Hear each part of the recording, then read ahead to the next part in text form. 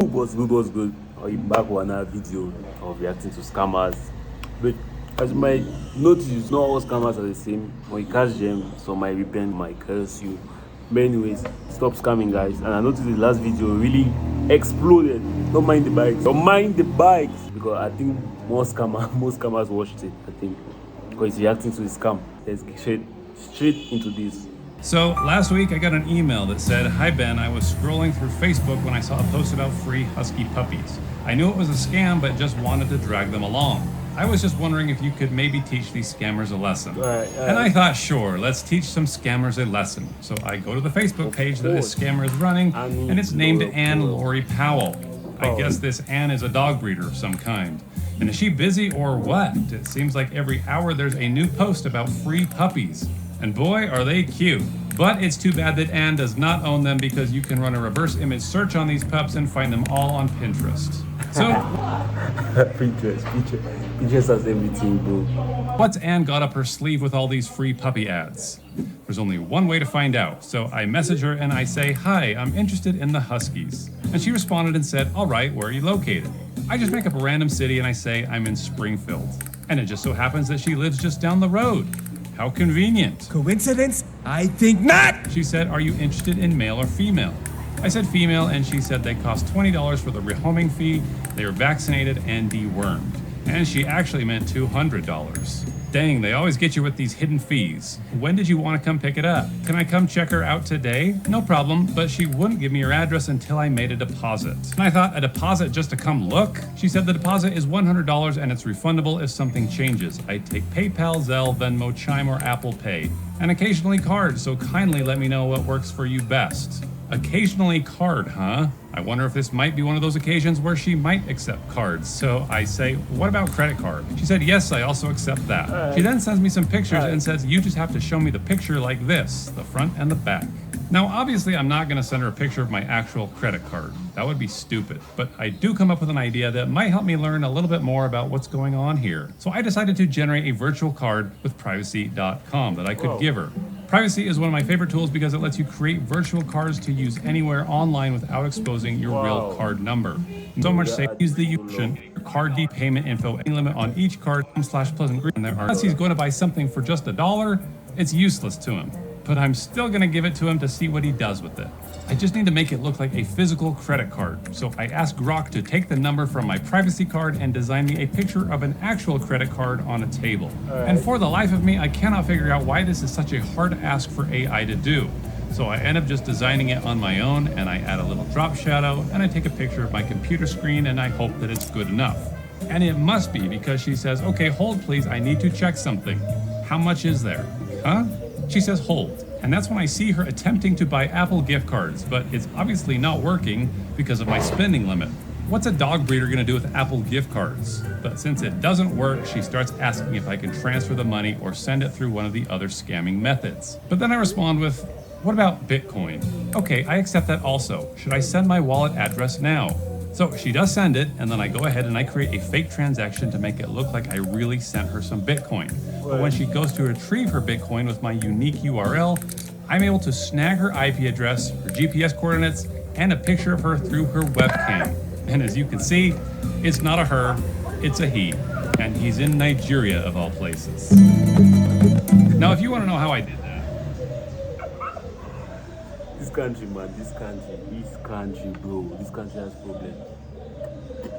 Nigeria all the time. What's wrong with this country? Everywhere. you need to go check out my last video where I explain the process. But the reason that I'm blurring his face in this video is because he looks like a kid who isn't a day over 14. Normally, I wouldn't hesitate to expose a scammer, but this is just a kid who's probably fallen in with the wrong crowd. And I can see the very street and the very building that he's messaging me from, and if I look at the street view and his curtains, I could probably make a pretty good guess on which room is his. And before I wrote him back, I started to take a Google walk around his neighborhood. I started looking at the way that people live, and I asked myself, if I was 14 and living in a place like this, trying to find my place in the world, would I be doing anything different? I almost felt bad, and I decided that rather than expose this scammer, this might be an opportunity to teach him a lesson. So I asked if I could come see the dog now, and he acted all confused because the Bitcoin never showed up in his account. And he has no idea that I know what I know. He then asks if I can send it through Apple Pay, and he gives me a phone number to send it to. He says, show me the screenshot when you are done. And I ask, who am I sending the money to? To the vet. What's the vet's name? His name is Haywood. Did you send it? So now I need to find out who he actually wants me to send this money to, because there is no person-to-person Apple Pay in Nigeria. The number that he gave me is American, but it surely doesn't belong to a vet named Haywood. But with a little digging, I'm able to trace it to a woman named Anna, who also has accounts on MyFitnessPal, Pandora, and even the Bible app. This is why you don't use the same phone number for your personal stuff as you do for your money laundering operation. But my guess is that she doesn't know that she's being used as a money mule. Scammers probably have her thinking that she's receiving and sending money for a legitimate company. Because when I send her a text asking if I'm supposed to pay her for the dog, she leaves me on red like she has no idea what I'm talking about. So I'm gonna need to report this number, but Ann, or so he calls himself, wants to know if I've sent the money to this vet. I say, I sent Haywood a text and he has not responded yet. Ann says, don't send him a text, he won't reply.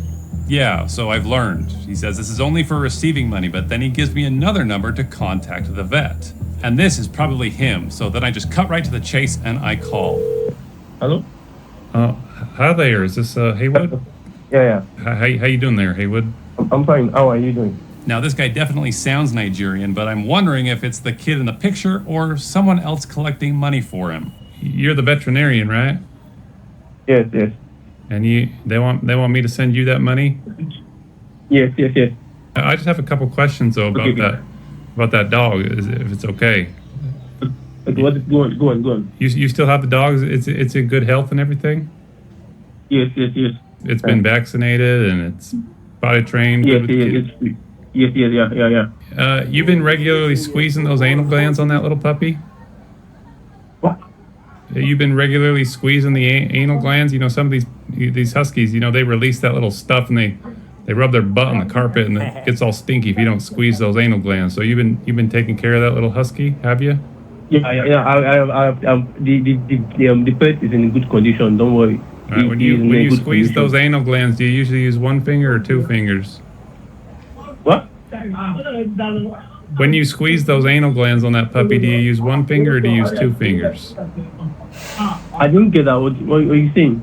Are you located over there over on Adawale House What? by the G7 gas station? Text the person on Facebook. The person will send you the address, so you can come here directly. Okay. So the fact that he didn't get nervous about me revealing his address has me a little confused. So I write back to this Ann, the dog breeder, who I know is in this house, and I say, is this where the dogs are? He says, what the is this? No, of course not. So that's your house then? And no response. I think I've got him. I said, listen to me.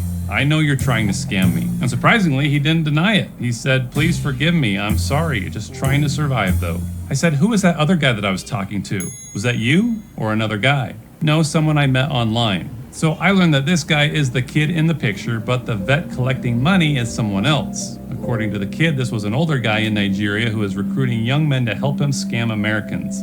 He offered this kid a job if he would run this puppy Facebook page that he set up and generate leads for him. And if he managed to find someone willing to pay $100 for a dog, he'd have them send money to the older dude and he would make 20%. I asked him who else he'd scammed and he said since he started, only one other person, a guy named Michael. He even gave me his phone number for me to confirm. I had a suspicion, but I was like, no, they seem credible. They made me believe that it was a legit person. And I sent them 100, but then they mentioned gift cards, and I was like, oh crap, I know exactly this is a scam.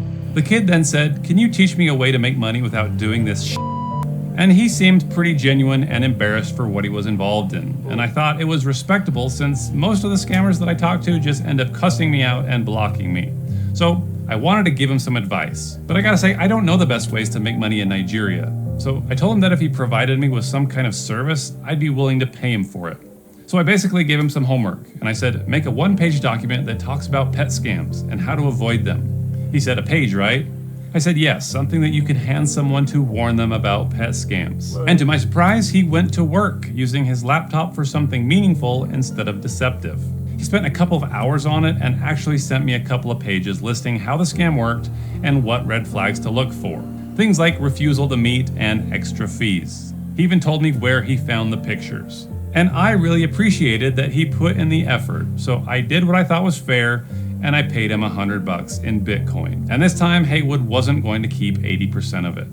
After this, I wrote him, and I said, so tell me, does it feel better to make money by working or scamming? He said, working is the best. I feel really great and got a huge burden off my chest. He then deleted the page so nobody else would fall for this scam. And doing that also means that he's lost his way of communicating with me. So I doubt I will ever hear from him again. And I wondered, did this whole experience change anything for him? I can't say for sure, but I'd like to believe that he caught a glimpse of how good it feels to... Anyways, might have seen scamming is not good. And it's just that if it's a good person's hands. If you fall badly, you suffer. Anyways, guys, thank you for watching the video. Don't forget to like and these things, boy. Subscribe. Yep.